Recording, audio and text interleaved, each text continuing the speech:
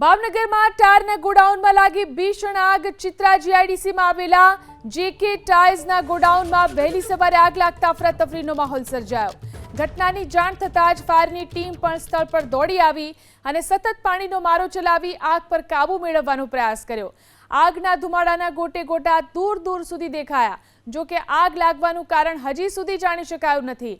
સદનસીબે કોઈ જાનહાનિના અહેવાલ પણ નથી।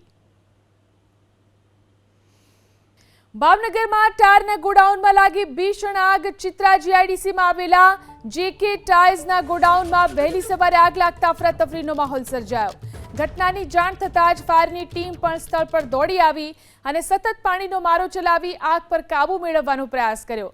આગના ધુમાડાના ગોટે ગોટા દૂર દૂર સુધી દેખાયા। જો કે આગ લાગવાનું કારણ હજી સુધી જાણી શકાયું નથી। સદનસીબે કોઈ જાનહાનિના અહેવાલ પણ નથી।